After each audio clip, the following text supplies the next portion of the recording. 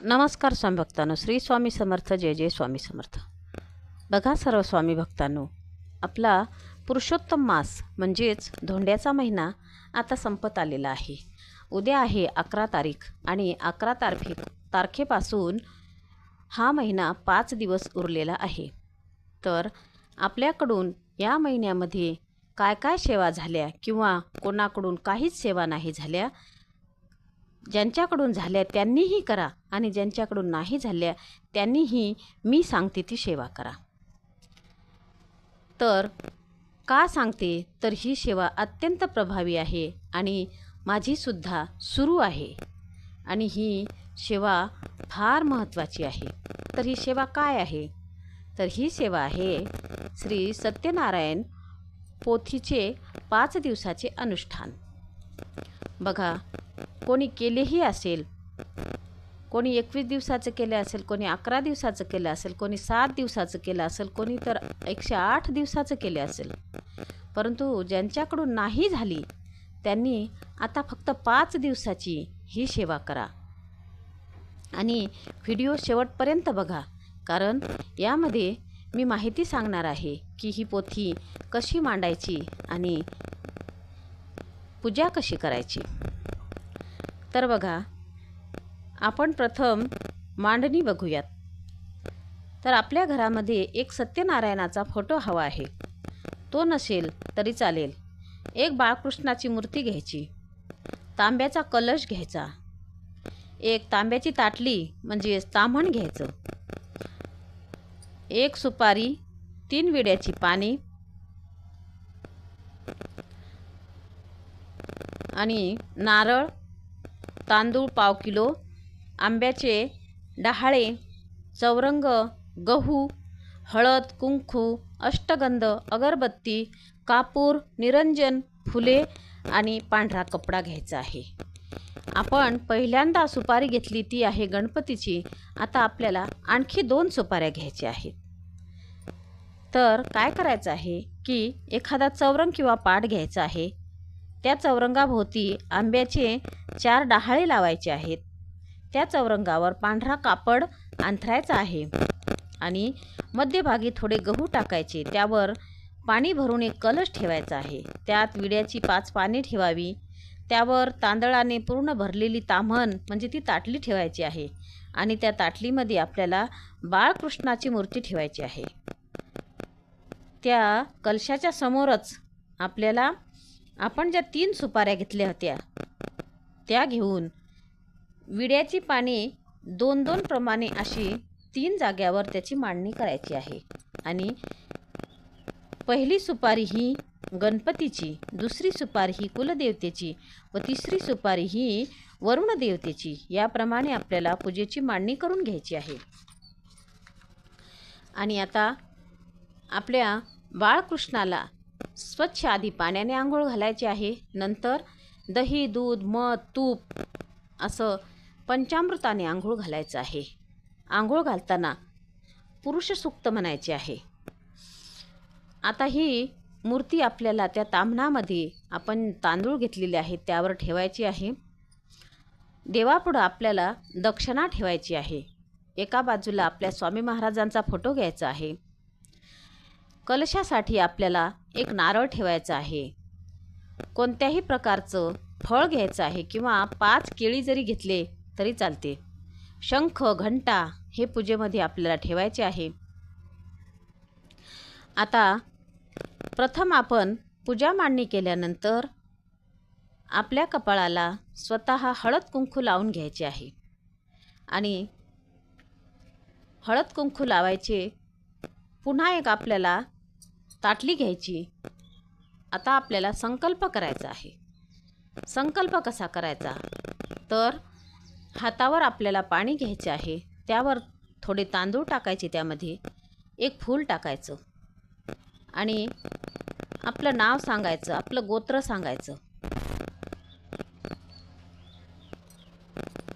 मी एक स्वामी सेवेकरी आहे असंही सांगायचं. आणि आपली जी काही इच्छा असेल, आपल्या घरात पैशाची अडचण असेल, आपल्या मुलांच्या करिअर संबंधी काही अडचणी असतील, काही लग्नासंबंधी अडचणी असतील, आपली कोणतं काम अडलेलं असेल तर ती आपण काय जी आपली इच्छा असेल ती आपण बोलून दाखवायची आहे. आणि स्वामी महाराजांना, सत्यनारायण देवाला, बाळकृष्णाला प्रार्थना करायची आहे. गणपती बाप्पाला म्हणायचं आहे की माझी ही सेवा निर्विघ्नपणे पार पडू दे. आणि स्वामी महाराज, बाळकृष्ण, सत्यनारायण देव यांना म्हणायचं आहे की माझ्याकडून ही सेवा तुम्ही पूर्णपणे करून घ्या आणि माझी इच्छा पूर्ण होऊ द्या, असं आपल्याला भगवंताला विनंती करायची आहे, बोलून दाखवायचं आहे. आणि ते पाणी आपल्याला ताम्हणामध्ये सोडून द्यायचं आहे. आता आपला संकल्प पूर्ण झाला आहे. आता आपण पूजेसाठी बसलेलो आहोत. तर सर्वात प्रथम आपल्याला गणपतीची पूजा करून हा मंत्र म्हणायचा आहे. ओम भद्रं कर्णेभिः शृणुयाम देवा, भद्रं पश्येमाक्षभिर्यजत्रा, स्थिरे अंगे तुष्टुवास, तनुभिः वेश्येम देवहितं यदायु. ओम स्वस्ति न इंद्रो वृद्धस्रवाः, स्वस्ति न पूषा विश्ववेदाः, स्वस्ति न ताक्षो अरिष्टनेमि, स्वस्ति नो बृहस्पतिर्धातु. ओम शांती शांती शांती. आता आपण पूजेसाठी जो कलश भरून घेतलेला आहे त्या कलशामध्ये आपल्याला गंध, अक्षता, फुले टाकायची आहेत आणि त्या कलशाला एक मंत्र म्हणायचा आहे. कलश देवताभ्यो सकल पूजार्थे गंधाक्षता पुष्पामी समर्पयामी आणि नमस्कार करायचा आहे. आता विड्यावर आपण जी सुपारी गणपती म्हणून ठेवलेली आहे, प्रथम आपल्याला त्या सुपारीची पूजा करायची आहे. आणि आपल्याला त्या गणपतीला हळद, कुंकू, चंदन, धूप, दीप दाखवायचा आहे. आणि श्रीमन महागणाधिपतये नमः, विलेपनार्थे चंदनम समर्पयामी असे म्हणून त्या सुपारीला ते गंध, अक्षता, फुले व्हायची आहेत. दुर्वा असतील तर दुर्वा व्हायच्या आहेत. आता आपली गणपतीची पूजा संपलेली आहे.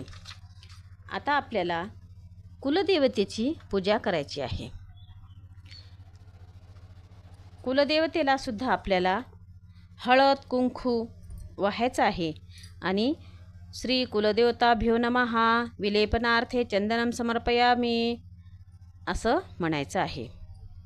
आता नंतर आपल्याला वरुण देवतेची पूजा करायची आहे.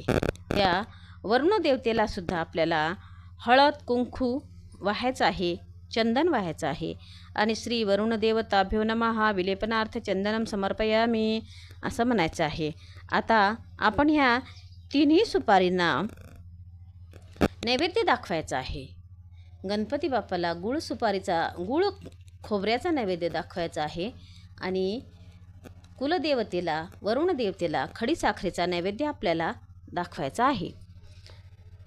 आता आपल्याला बाळकृष्णाची मूर्ती आपण ज्या ठिकाणी मांडलेली आहे, म्हणजे त्या ताटलीमध्ये मांडलेली आहे, त्या बाळकृष्णाला सुद्धा आपल्याला चंदन, गंध, अक्षता वाहायच्या आहेत आणि श्री बाळकृष्ण देवताभ्यो नमः, विलेपनार्थे चंदनम समर्पयामी असे म्हणायचे आहे.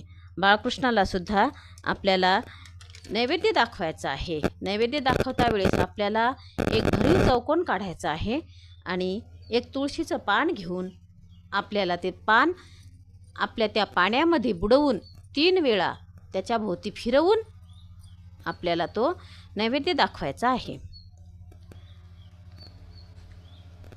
आता ते पान फिरवत असताना आपल्याला प्रथम गायत्री मंत्र म्हणायचा आहे.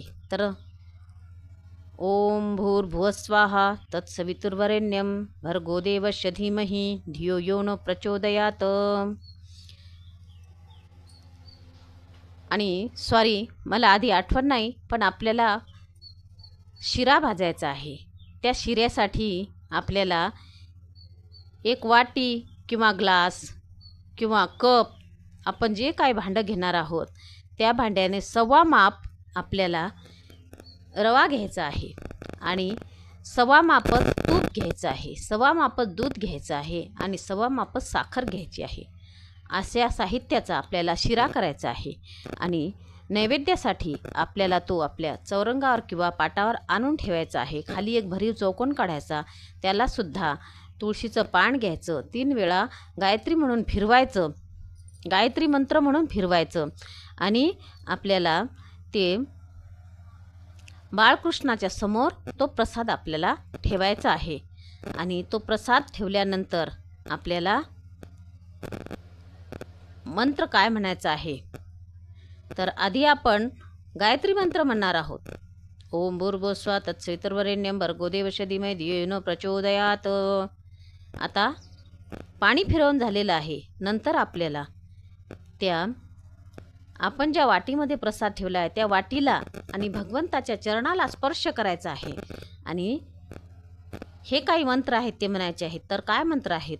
ओम प्राणाय स्वाहा, ओम अपानाय स्वाहा, ओम व्यानाय स्वाहा, ओम उदानाय स्वाहा, ओम समानाय स्वाहा, ओम ब्रह्मणेय अमृतत्वाय स्वाहा. असं म्हणून आपल्याला भगवंताला नैवेद्य दाखवायचा आहे. अशा प्रकारे आपल्याला 5ही दिवस ही पूजा करायची आहे. खरोखर सांगते मित्रमैत्रिणींनो, ही सेवा अत्यंत प्रभावी सेवा आहे. मी केलेली आहे, मला त्याचे खूप सुंदर अनुभव आलेले आहेत. तर नक्की आपण सर्वांनी ही सेवा करा, कारण आपल्याकडे आता 5 दिवस या पुरुषोत्तम मासाचे शिल्लक आहेत. तर आपण श्री सत्यनारायण भगवान म्हणजे साक्षात पुरुषोत्तम आहेत, म्हणून त्यांची मनोभावे ही सेवा करायची आहे. व्हिडिओ आवडल्यास लाईक करा, शेअर करा, सबस्क्राईब करा. आणि आता आपण पोथीचे 5 अध्याय उद्याच्या व्हिडिओमध्ये लगेच बघणार आहोत. तर कोणाकडून ही जर सेवा नाही घडली तर नुसते आपण या पोथीचे 5 अध्याय जरी ऐकले तरी आपल्याला त्याचा लाभ होईल. श्री स्वामी समर्थ. जय जय स्वामी समर्थ.